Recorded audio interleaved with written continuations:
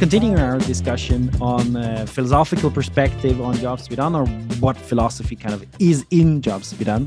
Last time we talked a lot about rationality and how that relates to jobs to be done and if it applies to being rational. Today, we're going to jump right into a little bit of a different topic, and that's the connection between jobs to be done and kind of the theory, let's say, of causality, or how causality, especially causality of action, plays a role in jobs to be done. Now, the last time I kind of laid out what is the core argument of jobs to be done. I think we'll put it in the description as well for this episode. But in that core argument, I kind of framed jobs to be done as a theory to predict adoption of solutions. And in there, probably there is a claim also about the causality of action. So in the sense that jobs to be done has some kind of claim about what makes people act in a certain way, or what are things that make people act in a certain way. And that's the causality of action. Now, I'm stressing causality of action because I think we should, from the start, differentiate between causality kind of in nature. So that probably, Jonathan, is more your physical kind of description of the universe. And we can discuss how that relates to the causality of action. But causality of action is more about behavior, like about human beings. What are there even causes to action, and that kind of distinction. So I think that's important to keep in mind.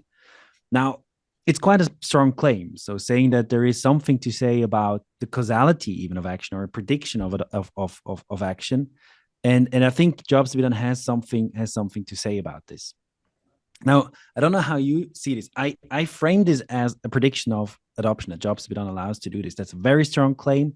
How do you both see that? Is that too strong to say, or is that probably, quite right, or I don't know.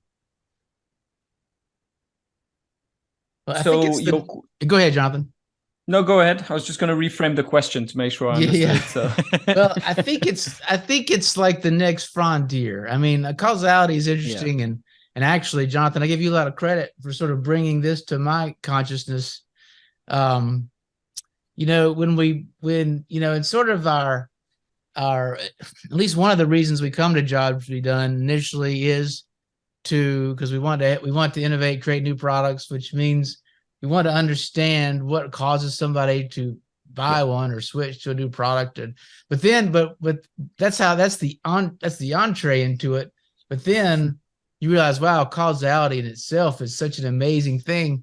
And one of the first things that at least occurs to me is like how statisticians for centuries have just stayed out of it, and it really is really aggravating, honestly.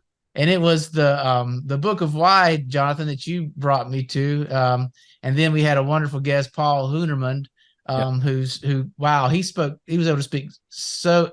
Somebody with a deep expert like that, and he really was able to frame things so simply. I was blown away by that. But the people that I just love, these people today, the modern folks that have taken on causality, when again, I really see it as a failure of the statistical field for decades at a minimum, perhaps centuries, to just like, well, it almost, if there's any, I feel like I die a little bit every time somebody says, well, correlation isn't causality. I just want to pick up something and throw it at them and say, well, shut up. That, because we've heard it. We know you don't sound as smart as you think you do when you're saying that. Let me just start with that. You really don't. Okay, sorry, I had to get that out of my system.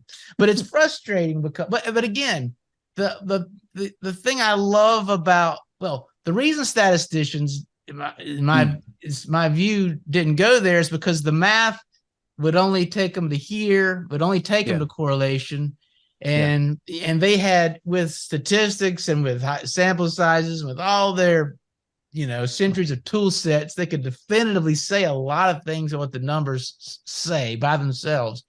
And there's an unwillingness to take a step beyond the number. And these wonderful people in the field of causality, they've stepped past it.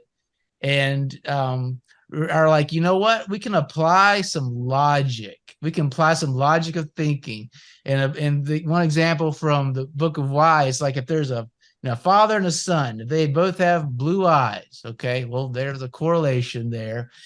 And you might not be able to prove that the father's eyes caused the son's blue eyes, but you can pretty much say the son's blue eyes did not cause the father's blue eyes. I'm So fairly we certain. can apply we can apply our logic and being reasonable. And in the business world, I mean, or a farmer or anybody who does anything that has to get results, doesn't hide behind just math, right? They have to do experiments. They have to try some things. They have to use their common sense. And I feel like that's what the modern causality thinkers have sort of, given us some real tools to think about, some frameworks of how we can talk about causality and step past those numbers. And it's something I quite frankly am very much a novice on, but they've at least given me an awareness of some of these things. And and as far as jobs to be done, I mean, for me, just personally, it's just something I need to know more about. It's sort of, anytime any field gets more powerful, I think is when you combine it with other powerful fields. And I don't feel like causality's fully been, those models have fully been engaged with it yet. And I think once so it's almost like two areas of expertise that don't communicate or not that much. So I think that very much could be part of the next frontier. Yeah. Now, so make it maybe so okay, two things. On the one hand, if you want to go into the philosophical perspective and discussion about causality, Hume and Kant. So Hume and Kant, these are your guys. There's a quarrel between the two. Hume believes there's no such thing. Kant argues to the contrary. So that's Hume, Hume. Yeah, David Hume, an English philosopher. He has a beautiful line of argumentation that at the end you're suddenly convinced that causality just you couldn't even recognize it. So that's where things went off the rails. But so that's David Hume.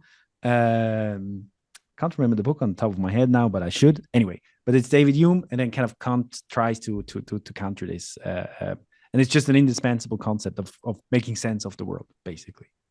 But where I got really attentive, and I think that's why I connect jobs to be done and causality is, knowingly or not, I don't know, but Clayton Christensen used to use causality to explain jobs to be done. I'll just try to tell the story as best as I can. There's probably a YouTube video of him doing a much better job at explaining that.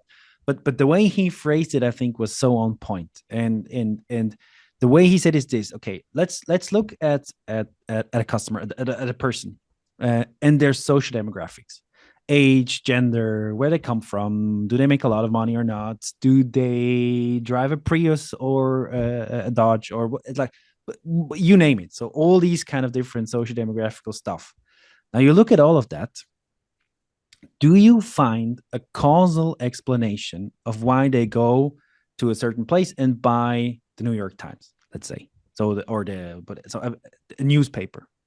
Is there anything in the social demographic that tells you this is the cause for their behavior, because they behave in a certain way? And he argues that there's no such thing. There are women buying the New York Times. There's males. There's all different kinds of people from different kinds of incomes. So there's nothing that in the social demographics, if you just look at them, gives you a something like an answer to what caused you to buy the New York Times. So basically an answer to why did you buy the New York Times. Now the job, however, for example, I don't know if that's the exact way to phrase it, but let's say it's to learn about the events of the world, something like that, or to stay informed about news events, something like that. Now, why did I buy the New York Times? Because I want to stay informed about world events. That's a pretty good reason. So that it gives you that explanation again of and we touched upon this last time, about the connection between my behavior and what I wanted to achieve, the means that I chose and the thing that I want to get to. So, and Christensen always said it gives the power of jobs we done lies in the causal explanation of customer behavior, which a persona or a sociodynamic description of the person cannot give you. And I believe there is a lot of truth to that.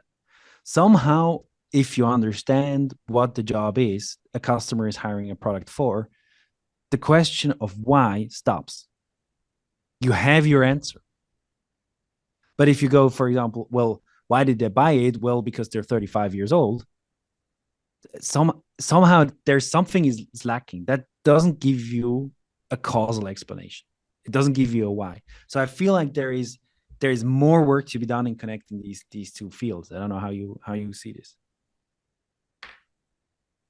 What I think is interesting is that the kind of causality we're talking about in jobs to be done is a specific kind of causality, because as you've expressed it in your example, it's more to do with another fancy word is a teleology about purposeful behavior.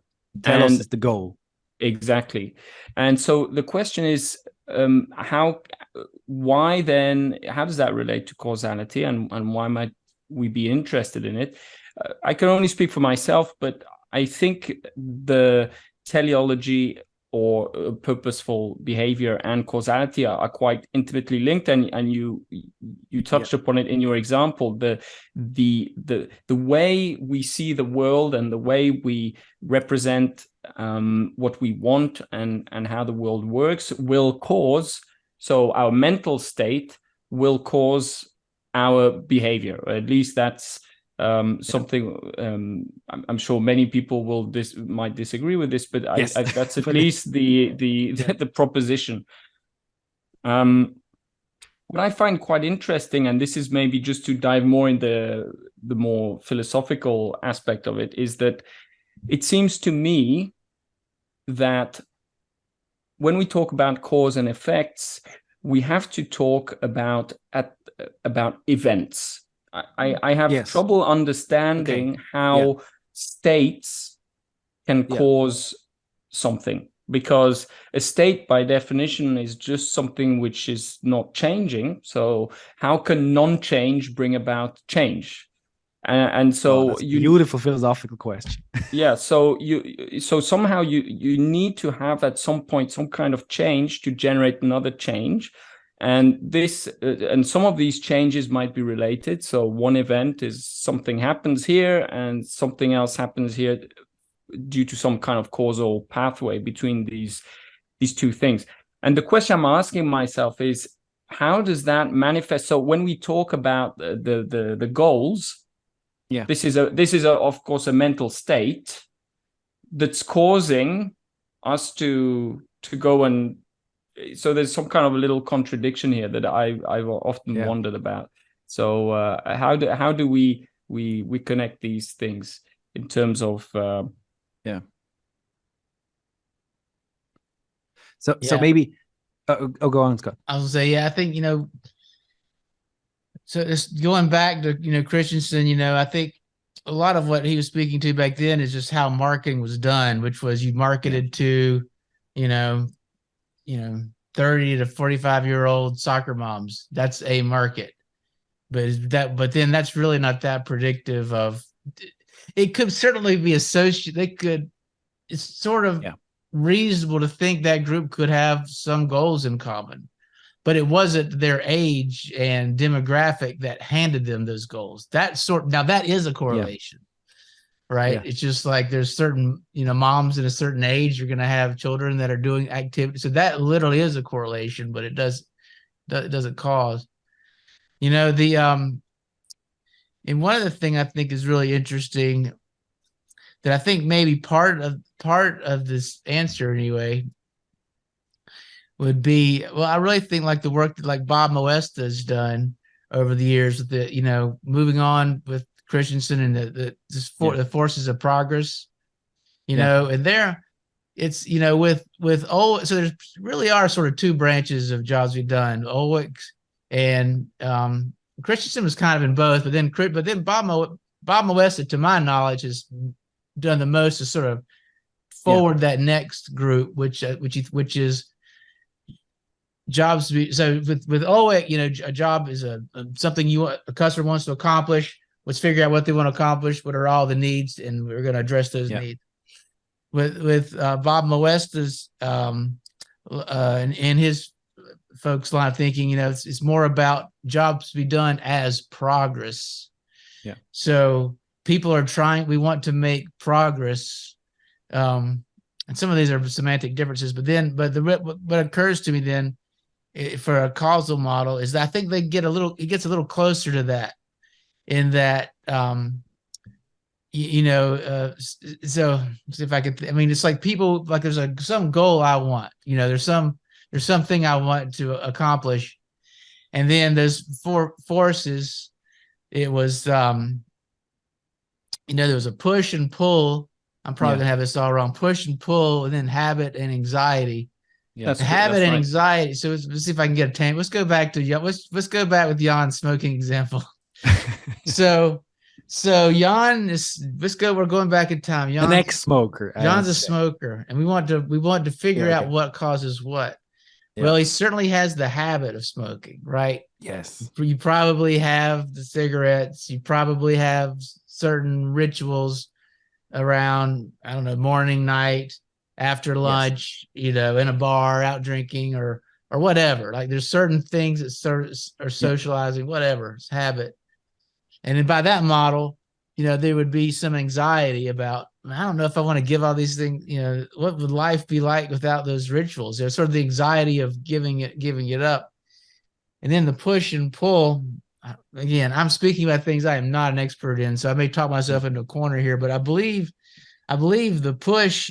So anyway, so those would be things that keep you smoking, habit and anxiety about what life's after it. Yes. And the push and pull would be, these are the things that are forces that might get you to stop smoking.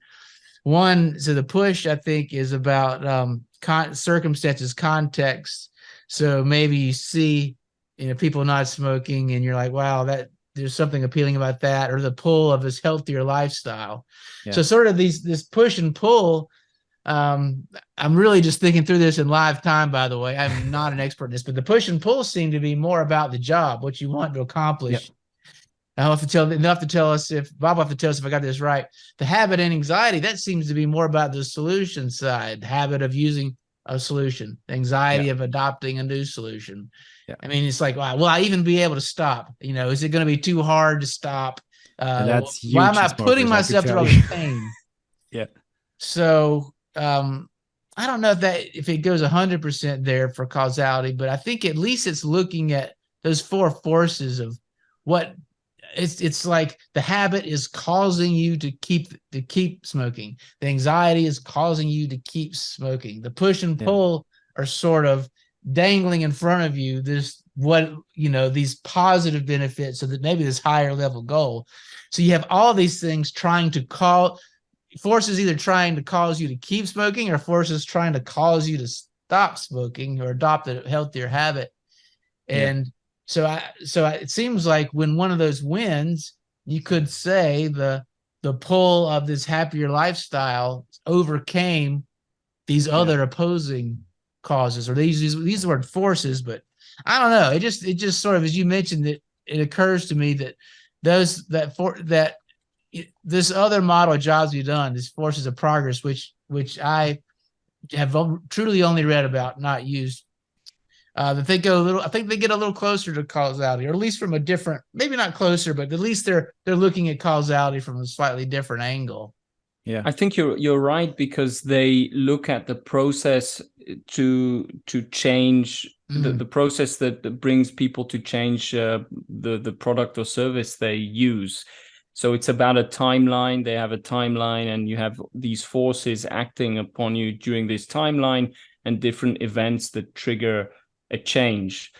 And it's true that I think if we look at more of the let's say Allwick side of jobs to be done, it's more about, I think the causality enters more about how people understand the mechanisms of how the world works, rather than specific events. At no point in the Allwick version do we talk about events that would trigger some kind of change of behavior or something like this.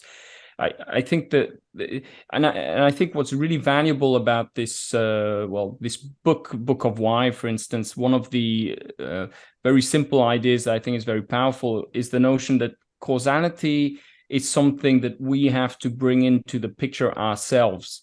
It's not something that we can bring out of the data. And I think just that idea is quite powerful in the sense that it's experts or people who come and will lay out the causal structure of a problem or situations. But here I feel like they gave me permission to use common sense. I hesitate to use that phrase because what I think is common sense somebody else might think is not, but it gave me permission to use logic beyond the math. Sorry, Jan, you're saying something.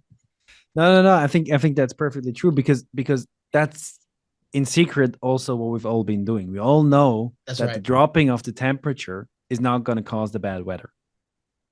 Right. Exactly. So it's just we bring this to the table whether we like it or not, and everybody would agree that no, it's kind of the change in weather that causes something in the temperature reader thing. So I think that's very fair. But on the jobs to be done interpretations, let's say, or views, or however you want to call this, or how they spell out jobs to be done and the relationship to causality, I think there is a lot of a big danger in when we talk about more philosophical stuff is what I would call differences without a distinction. So very often we tend to make differences and there is no real distinction there. In my view, and this would take a little bit of an argumentation, I feel like if we relate these two to are they causal or not, I feel both are. So I mean, we could take an example. I think for Ulrich, something like cutting a piece of wood in a straight line would count as a job to be done. Yep. So I think that's even the example he uses in his latest book, From Theory to Practice, if I'm not mistaken. But that's fair to say that is a job to be done. Now, the more West-oriented people might say something. Again, I'm not as well as you, Scott. I'm not from there, but they might say something like, "Well, yeah, but that is not really a purpose. That is not really what you want to achieve." So we have the discussion all the time, also with people that want to drill, they want a hole in the wall. Well, nobody wants a hole in the wall. So always this question of, well, why do you want this pops up, and I think. That's just the question of when do you stop asking that question. Now, it could really be that, for example, I think the example that that Ulrich puts forward, they relate to a certain kind of situation, and you have to know much more about the situation of when does the explanation of why stop. I mean, I said that this is kind of exactly the power of jobs to be done, but that's only half of the truth. So there is a kind of circumstances that inform when you stop with your explanations. That's just the way. At one point, explanations come to an end. That's not me. That's Wittgenstein. So at one point, they just come to an end, and that depends on the context that you're in. And I've always found that the difference between those schools is a lot of that is differences without a real distinction. There might be a difference in techniques. For example, how do we do interviews and what kind of things are we looking for? But in terms of the mindset, the philosophy, I don't feel there is that much of a difference, to be honest. And there's some out there that make a lot of noise about that difference. And I feel like there's a lot of difference without distinction there, where we just talk about words when in fact we're trying to achieve the same thing. So that's my 2 cents on on that discussion. I see a lot of that. Yeah. Just especially jobs to be done, experts or whatever, something like that. And, when I detect that people are arguing with me about the definitions of how something's defined, I get so disinterested in the conversation. I usually just stop responding. The one exception might be this rationality thing we talked about in the last episode, just because I think misunderstanding of that word, legitimate misunderstanding, is sort of at the root It's like that's the only way to really get down into Yeah. it. How do you define rationality? Which in our last episode, I was that was helpful, Jan, when you did that. But yeah, I don't know. I think back to the causality thing. Yeah. I think what Oleg's model does, which is what I'm really a practitioner of, is by understanding the all the needs to help somebody accomplish a job. Say stop smoking. What are all the or whatever all the criteria, and it helps to understand the magnitude of that unsatisfactory how for whatever it is I want to accomplish in life. What's the magnitude of that gravitational pull between me and getting there and this thing I want to accomplish? And would I just sort of opportunistically, here you can stop smoking if just decide to stop. All right, whatever. Or if there's some miracle solution that or how much really would my life be better? Yeah. Wow, if it would be a lot better, then all of a sudden that creates this desire in me to look for a solution, which is a causal link, right? Exactly. So I think maybe I'm going to expand on it. So sometimes I think we really have to go deeper into the definitions. Rarely, but sometimes we do. Yeah. I think maybe we need to do that a little bit also in causality. And I think that's exactly right. I think one important point that I want to make before we dive deeper into this, there is very often an understanding of causality that is linked to a certain understanding of causality only works in a timeline, so that the cause is always prior to the effect. Usually we believe that the throwing of the stone has to be before the shattering of the glass, and only in that sense is there causality. Only in a temporal sense, and cause is always comes before the effect. Now, that's unfortunately not true. You can see a couple of things. Very simple example. The rise in sales of gifts before Christmas is caused by the future event of Christmas. So weirdly, the future can be a cause in the present. It's not so. And I think that's a very important thing to keep in mind, because that's a hard thing to wrap your head around. A future thing can cause something that can cause something in you today. And I think that's the space Jobs to be Done lives in. So it's something you want to achieve that causes you to display a certain behavior to get to that final state. And that can be having cut a straight line through wood. So that it causes a certain kind of behavior in you. And that, I think, is the first thing that we need to get rid of, the idea that causality is only cause first, some time goes by, and then effect. It can be the other way around. So I think I would have to disagree slightly with that one. Yeah.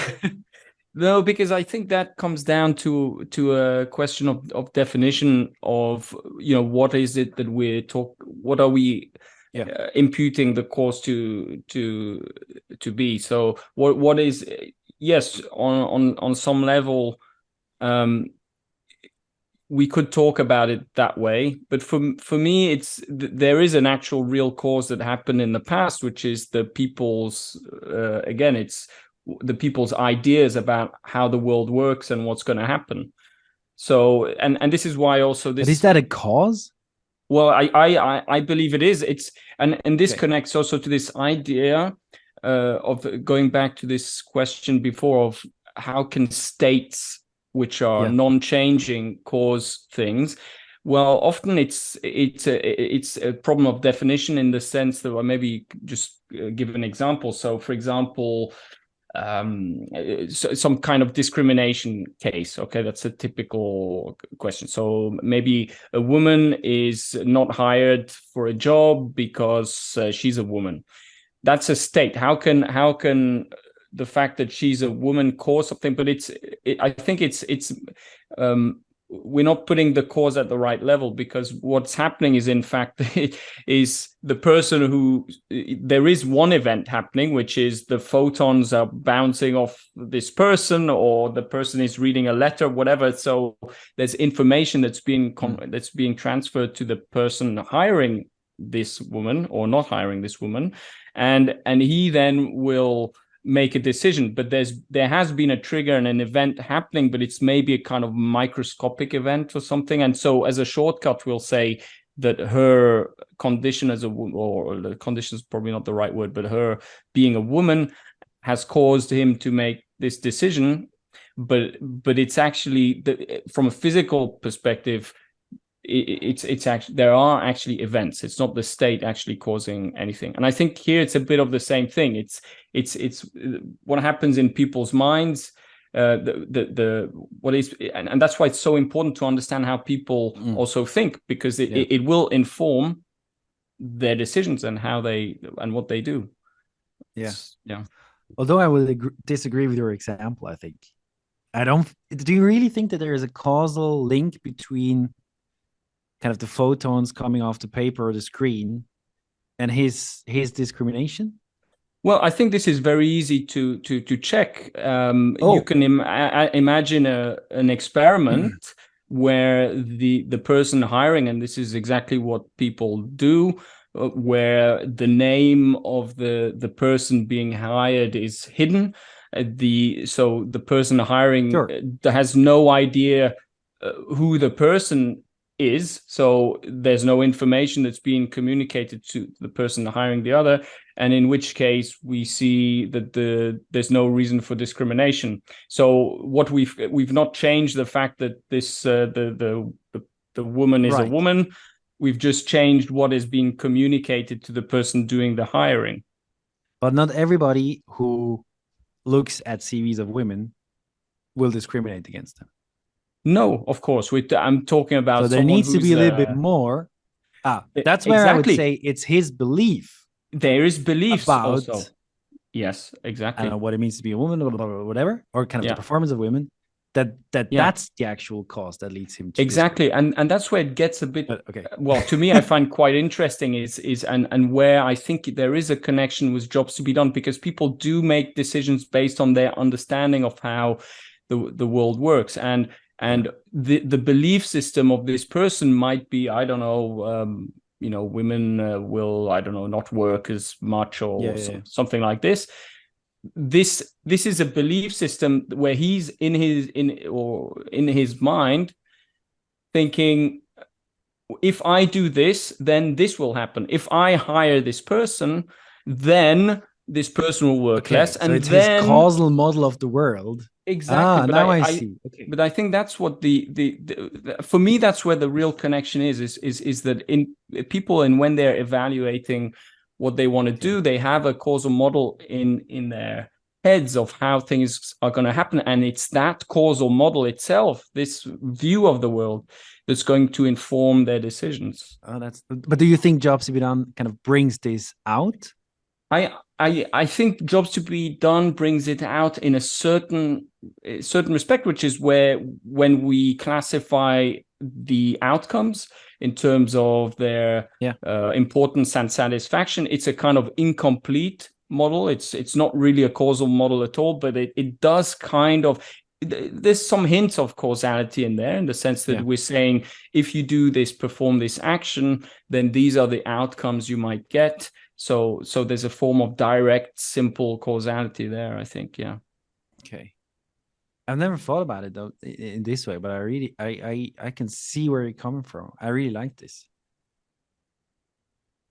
I mean, I have a very so this is my story of how I mean, sometimes metaphysical events happen, right? So that's my story of how I got in touch, and I think immediately connected to Jobs to be Done is I was studying philosophy, and I did a course on Aristotle, and thinking a lot about causality, and I will get into that a little bit because I think that also connects. But and what we're doing now, discussion with you, is there is different things that can be causes, and I think that again is a second thing. So one thing is the timeline. We can disagree on this, but that's a debate, and the other thing is what things can be causes.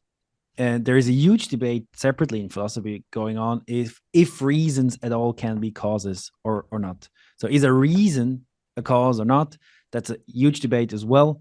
I don't think I would say in some circumstances yes, but you can go into that if you want. So kind of can just a mental state be a cause for something? And you mentioned that nicely that it's quite strongly debated. Let's say so how that connection works now.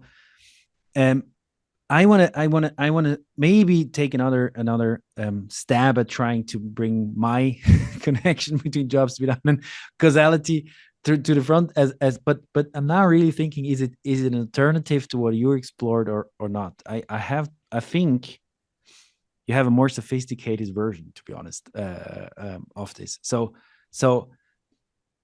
okay, should I go into the Aristotle stuff? I Yes, think that please. will help. Yes, that will help let's do kind of it. make this different distinction. But and then maybe we can see how this connects to your view, Jonathan. So I was okay. I was in university. It was very early on, and I had a course on Aristotle, and he famously is one that realized that the question of why can have different answers.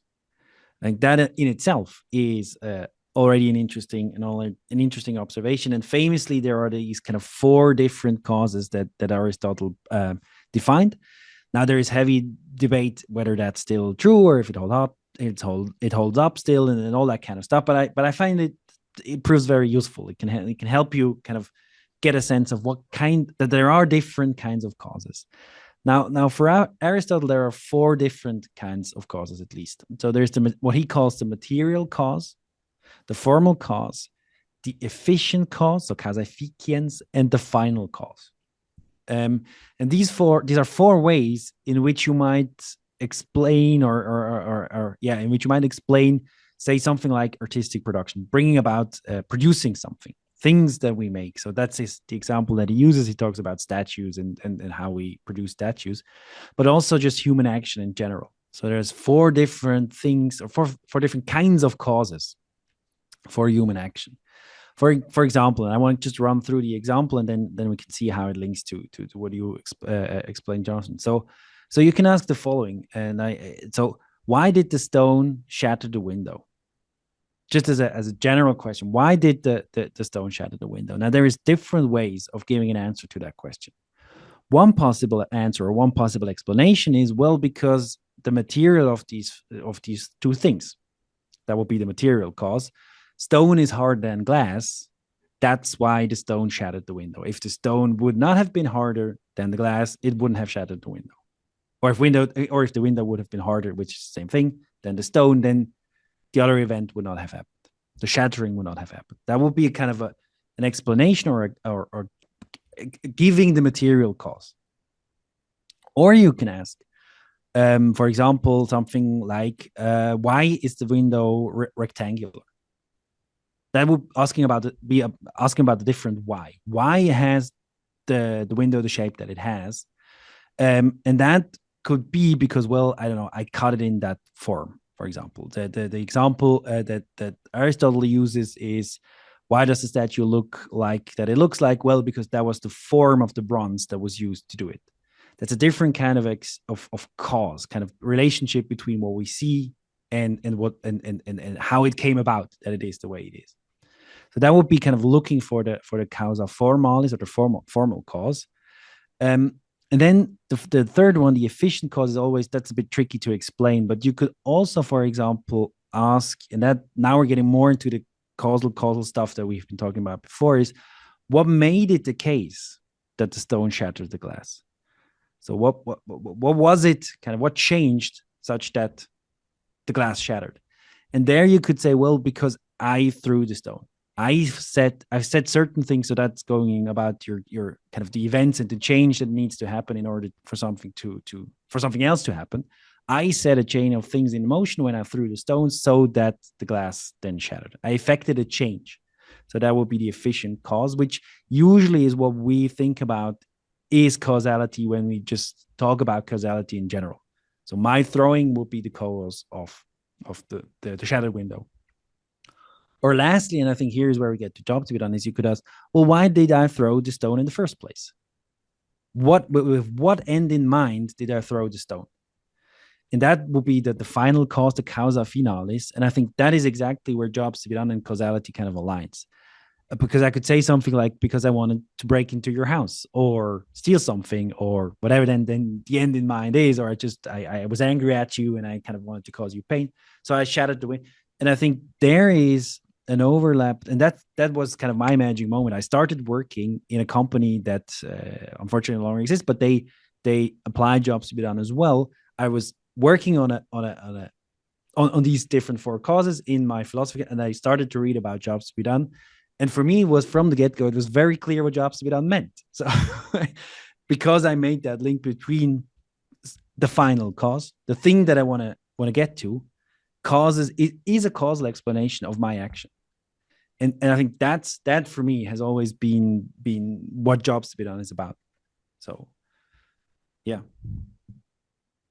I don't know if that's helpful. It makes total sense, and I have to say I really like this four cause model. I think it's a really nice way of, just thinking about stuff. I'm not sure I would agree to the idea that it's true on a fundamental level, but I think it's a very useful way of taking different views on a problem, and just maybe looking at things, and it forces you to look at things from different angles, which I think is interesting. Yeah. Would you say that your idea of having a causal model about the world would it fit in one of the four, or is that something else entirely? Well, I personally, my personal belief is that everything is basically an efficient cause. I don't believe there's anything. Although when you really go deep down, sometimes I then hesitate and think, maybe everything is formal, because then you get into maybe mathematics and shapes. I don't know, something like this. But basically, I think my immediate answer, the most like natural for me, and I think it's also what physics as a branch would say is that there's only efficient causes. So there's no teleology is not a real physical thing. There's no space for that in physics, in fact. Yeah. No, I can see that. Does it? Sorry, Scott, do you want to say? Yeah. Well, first of all, when you're describing the glass, it occurred to me all those are correct. All the reasons were correct. Yeah. I'll tell you why you see me sort of smiling a little bit. I'll explain that in a second. But it's correct that you're trying to get into the house. It's correct, or it could be correct that you're angry. Yeah. It's correct that the glass was brittle. If it was aluminum, it would have dented instead of shattered, for example. It's correct. All those things, they're all correct. They're all right. Causes. Yeah. Now I'll tell you why I was sort of smiling, laughing. And there's an American TV show from the 60s called the Andy Griffith Show. Have you ever heard of the Andy Griffith Show? No. It's one of only two television shows to go off the air, ranked number one. The other one was Seinfeld. So the Andy Griffith Show. Anyway, there was a sort of famous. It's one of my favorite shows. But anyway, there was one episode where these two families were feuding. And it was supposed to be, it's very in rural North Carolina, and they'd been feuding for feuding, meaning they're like sort of like a war, like they were shooting at each other and so serious kind of feuds. Yeah, like shooting each other. Nobody actually got hurt, but they were just still shooting. And there was an episode where the sheriff sort of had enough. Well, it was sort of like a Romeo and Juliet type thing. The children of the feuding families wanted to get married, and that sort of brought everything to a head. And so the sheriff, Andy Taylor, went to one of them. This was the Wakefields and the Carters. The Wakefields and the Carters were feuding. And he said, he asked him, we'll say, well, is your son going to continue? You guys need to stop this. Is your son going to continue feuding, after you guys are gone? And he goes, maybe he will, maybe not, but he don't know the reason. And the sheriff asked, well, why is that? And he goes, well, he don't know the reason. And he asked him, well, why don't you tell him? He said, well, because I don't know the reason. And the sheriff said, well, why are you shooting at him? He's a Wakefield. He said, well, because they're because they're the Wakefields. Yeah. He goes, well, why are you shooting at him? Because we're feuding. Well, why are you feuding? Because we're shooting at him. anyway, they just sort of got I'm not sure the sales are discussed, but I was having a little flashback back to that TV episode where they were, it was because they're the Wakefields, because we're feuding, because we're shooting at them. It was in a certain sense, that's it was true. all these answers of cause why they're fighting, but none was any more helpful than the other two resolving it. Again, I don't know where that gets us in our dialogue, but I was having a little flashback with that episode. Yeah, but I think so. I think this is a very important point where we sometimes. I'm not sure that it is, but anyway, go I'm going to tell you why. I just derailed. It was. I really enjoyed the story though. Yeah, it was a good one. I'm gonna tell you why. And well, I don't know exactly not because of the story as such, but because that you emphasize, hey, they're all right. Yeah. And sometimes in the more business related context, or the way that we talk about, is sometimes we need to explain behavior that we see, for example, in market data. Sales went up, sales went down, whatever. So, and then discussions start, and then somebody mentions, well, that's because we lowered the price. Right. And in a sense, that's true. Right. Well, it's because we changed X, Y.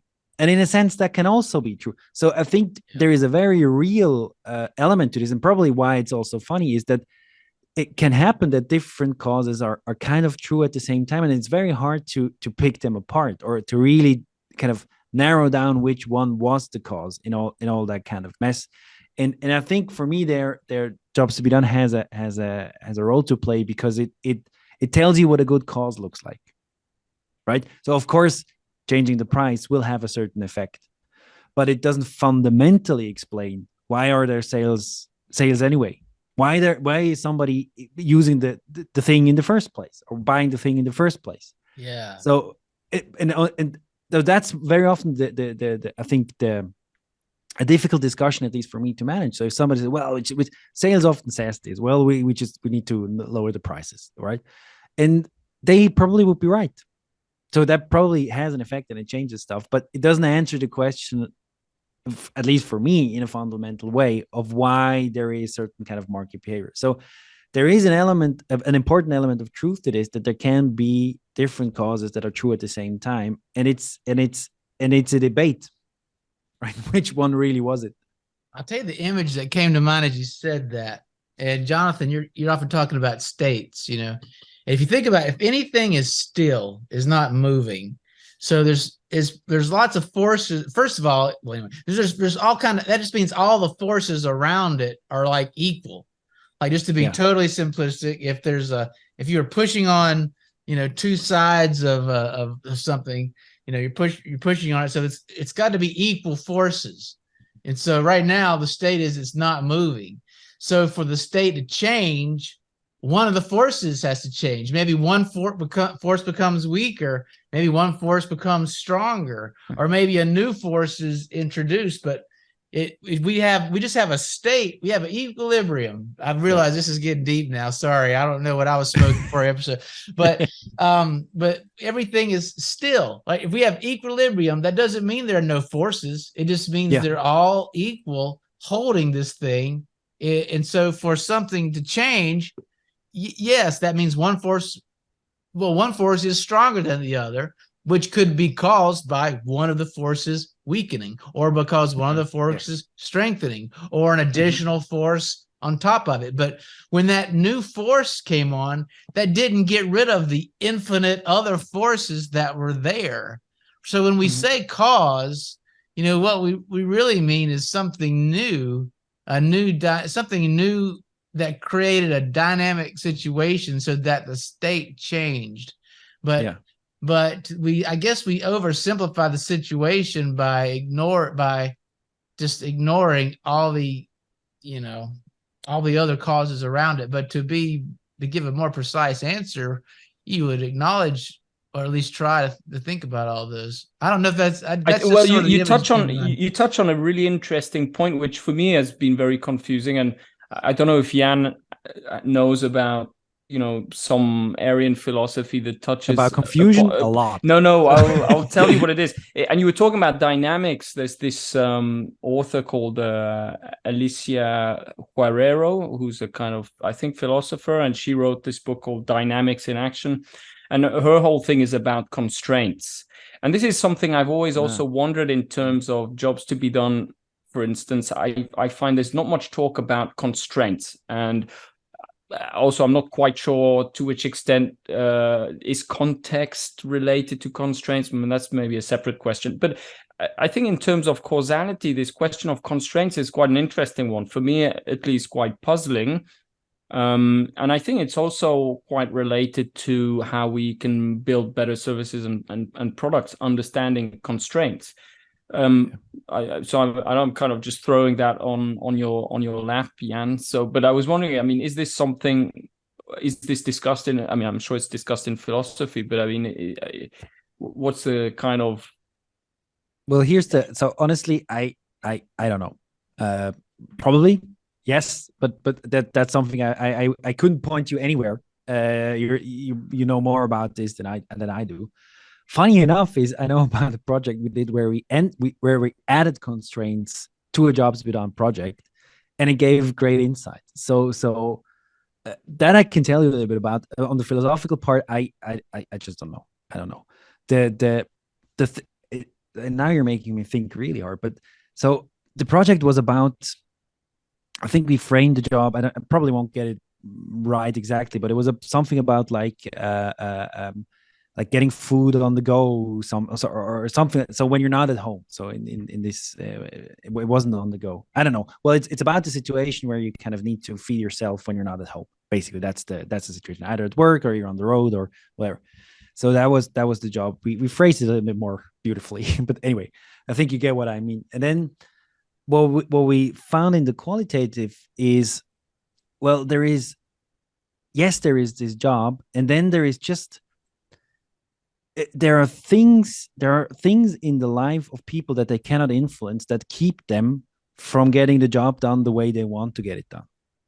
For example, so I'm trying to, so for one example was that I still remember was maybe we would phrase this differently in a job speed on environment, but we kind of took that as a separate thing. Is somebody said, well, I try to stay healthy. I follow a regimen. He was kind of more strict in brackets about his diet, not 100%, but he wanted to follow certain goals and certain nutritional principles, if you like. But the place he worked at and the canteen that was there and that provided food didn't allow him to choose something that would kind of fit his thing, and he wasn't prepared for other reasons to cook for himself. But that would have been a solution. So that was a constraint. So he wanted to get the job done. The readiness was there. It caused him to act in a certain way, but there was just an element in his life that prevented him from achieving it the way he wanted it to. Now you could phrase this as probably as an outcome in a certain sense, but there was a couple of those other things. Also, just the sheer lack of time. We talked to doctors and nurses, not exclusively, but there was a doctor and a nurse, and they said, "Well, I have 15 minutes on my lunch break. There is no way I can eat healthy. So I just grab a sandwich from the canteen. I push it down, and that's my lunch." But so she had to go for an imperfect solution because of constraints in her life. And we didn't really figure out how else to kind of bring this into a job perspective, just as a separate thing.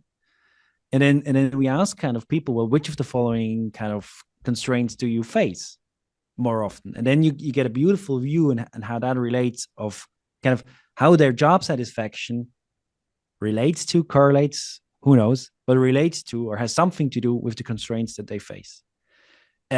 That's just one example, and we never really went down that road in a more systematic way. So an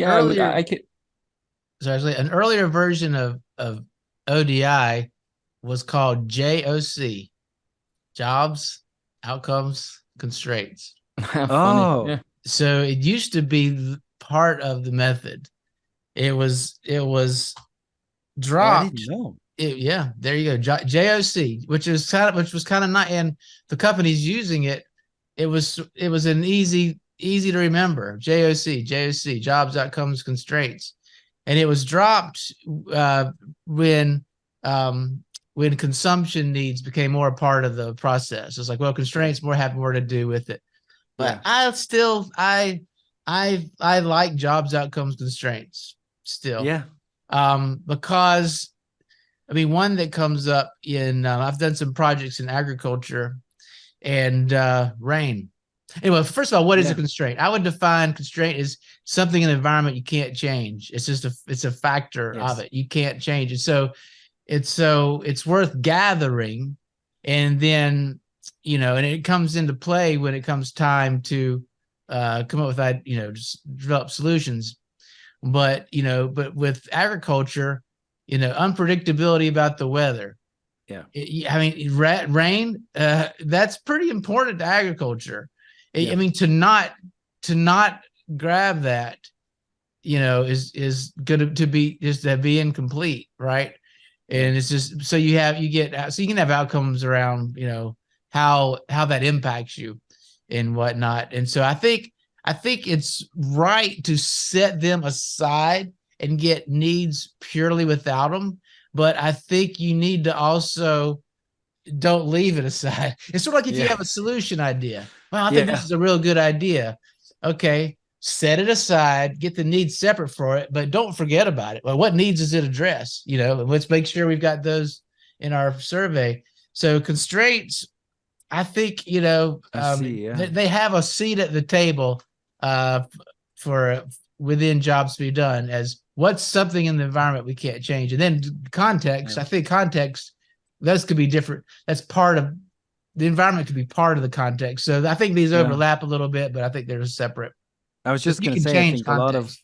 a lot of them would probably an instinct will be to say, well, circumstances are just, constraints are just context. But I think you're right. It's something else. It's by defining it as something you cannot change in the environment. That's something else than a context. That's just. And I personally have that I've got a little interview guide cheater that I use. Yeah. That I use for everything. And I have a small section on constraints. Yeah. Which I've got. I mean, there's not 10 questions. There's probably 2 or 3, which essentially what's something you can't change environment. That's simple. Yeah. So in your experience, constraints don't. So my question is, how do they relate then to the outcomes? Because I would imagine a kind of easy way out if you want to get rid of the constraints, but keep the theory is basically just to say, okay, for example, we put a constraint, and it's a kind of limitation, let's say, that you would put on an outcome. So, for instance, a silly example would be, I only have 10 minutes to have lunch. That's for me as a constraint. So it's this kind of outcome.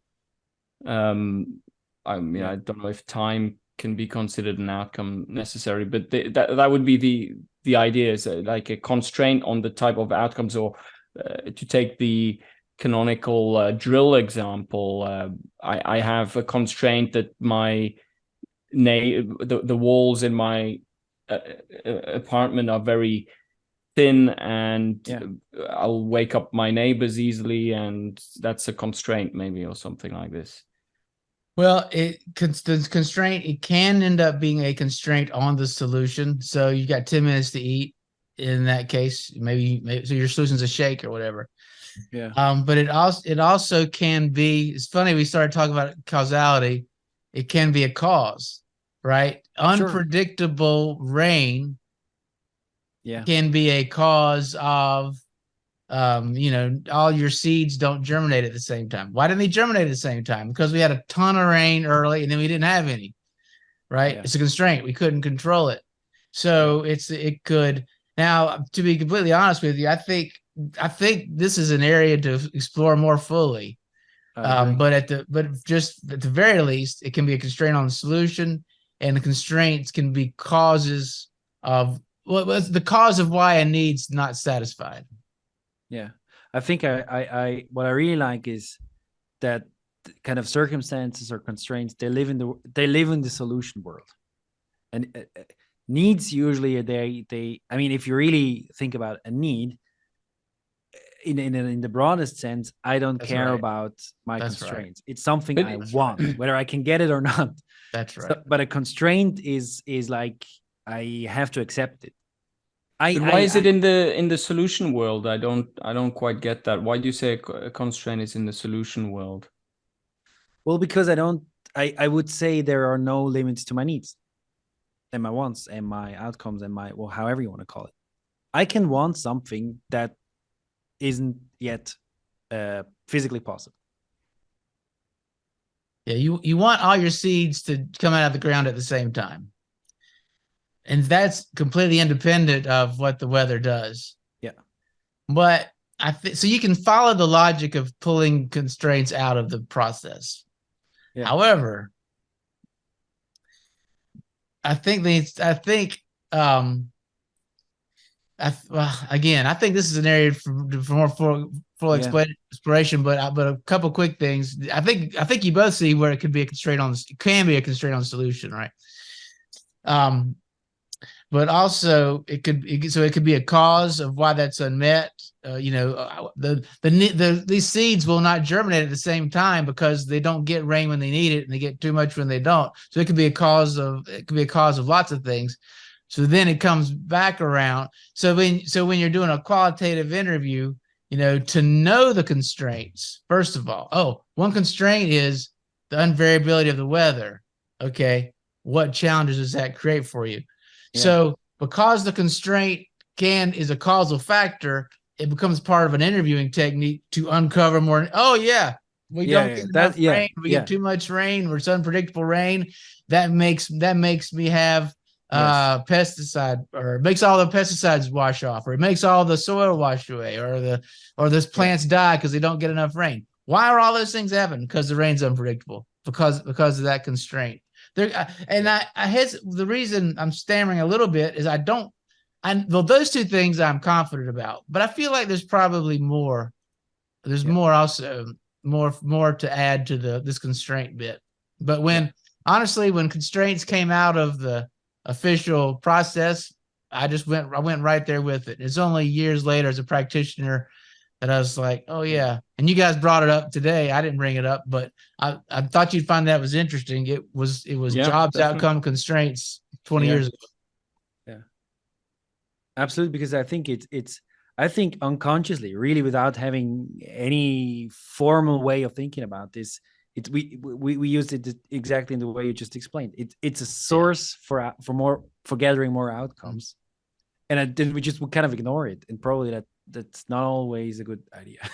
And as a practitioner, there's a gray area between needs and solutions anyway, right? Oh, now you're opening up the big bottle at the very without doing that per se, just with the needs.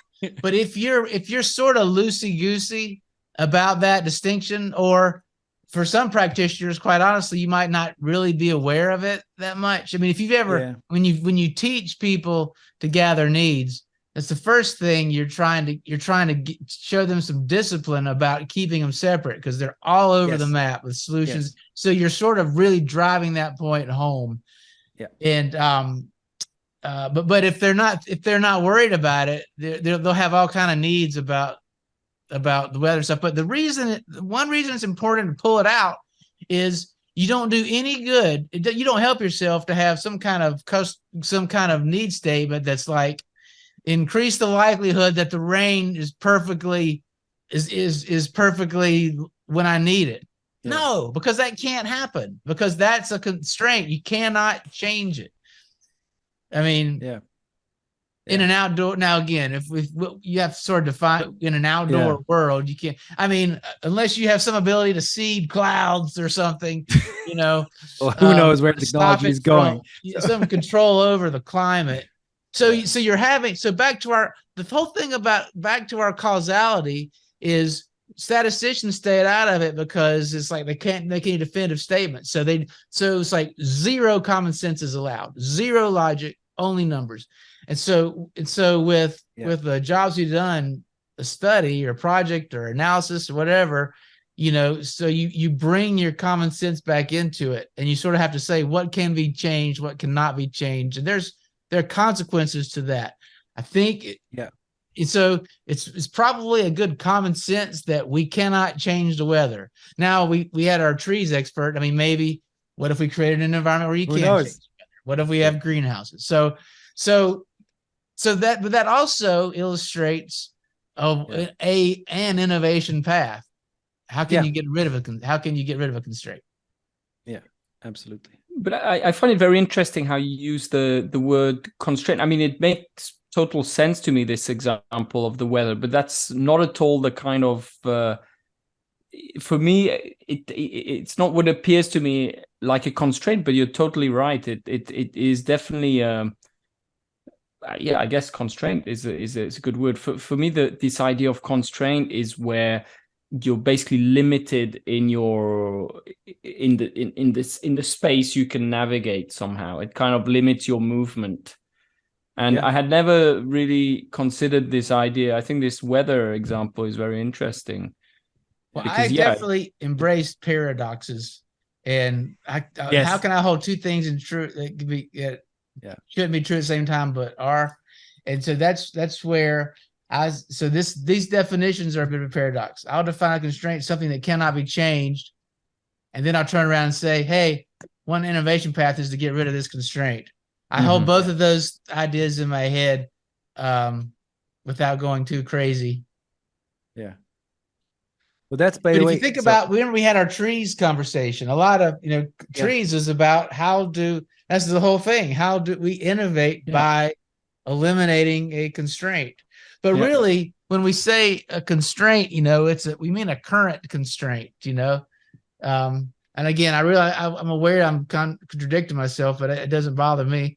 It's I mean, a constraint is something it cannot change. We say cannot in some time frame, right? Maybe longer term. But put it this way: if you can get rid of a constraint, you definitely have an innovation opportunity. So some of the assumptions. Some of the assumptions around the constraint cannot be changed. Maybe you can challenge some of those. But with all of these, you can see we're getting away from the needs. And usually with jobs we've done, at least initially, we want to purely understand the needs first. And we often don't get too much into the solution side, which is one reason why probably constraints is not as much of the dialogue as maybe it should be. But that could be a kind of a way, a way out. I would say, well, if in the needs you completely ignore constraints and a need pops out as being super important and not fulfilled at all, but there is a constraint in the world to achieve it, then you know what you need to change. So you need to work on it. But it's that goes a long way. I think we never really go that far in our process, to be honest.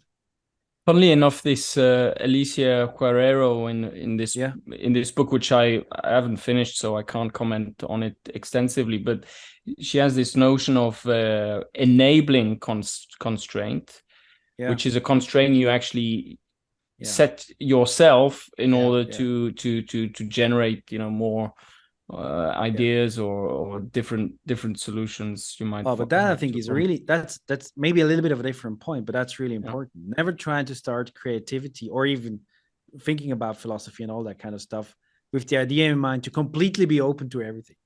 That's when you will stare at the blank page. So constraints are super helpful for creativity in general. So the more usually the more constraints you add, the easier it is to be creative. I completely see that. And you can have a whole book around constraints. You can have a big topic, really. I just want to, Scott, you mentioned this with kind of holding these paradoxes in kind of these two things that are somehow there is a tension between and true at the same time. Now, one of the best definitions of philosophy I've ever heard is one of my past philosophy teacher. He said, well, philosophy is about going crazy without losing your mind. And I think that's kind of, that hits the nail on the head. And sometimes I think we need to have that. We need to kind of have these, we need to consciously hold tensions because the world unfortunately doesn't come our way in a purely nicely phrased way where it's just everything is clear and there are no contradictions. I think that is kind of a more even a more realistic picture of the world where things are not clean and not kind of don't work super. Yeah, to just accept the paradox is to sort of not go crazy, just to not overly. The other thing is, well, you overly simplify it. To get rid of it artificially is to create something that's less than true. And so you're better to accept the paradox and whatever that complexity is, maybe at some point you'll understand something better. But for me, I just recognize it as a paradox, and then it's almost like before recognizing it, it causes tension. But that's a paradox. I'm okay with it. Now we can move on. Yeah. That's a very Zen approach to innovation. Yeah. Well, it's like in my book, I've got the paradox of value propositions. One is like it's completely objective, and one is it's completely subjective. Those are both true. Mm-hmm. They're just you use the yin and the yang analogy in your book. I did reluctantly, just because everybody uses it, but it fits so well. For at least the way I was trying to organize it, I was like, well, why fight against a model if it works? I definitely did not push it in. Like I think a lot of books on the yin and yang of this or the zen of that. Yeah. Absolutely not. But again, when these models of understanding reality have been around for thousands of years, it's probably best not to push against it too hard. Uh-huh. So, what do you think? Is this a good way to? I think that's. Yeah, I think we've got more ending on paradoxes for session 3. Yeah. So session 3, we'll see about it. I just encourage you. So one beautiful entry point into kind of the philosophical connections and jobs to be done is Scott's book. So the Statue in the Stone, go get it. And just in terms of philosophy, start wherever you want, but just start. Nobody is excluded from the club. Just follow your interest and go wherever you want to go. So I think that concludes our second episode on philosophy and jobs to be done, and we'll see you next time.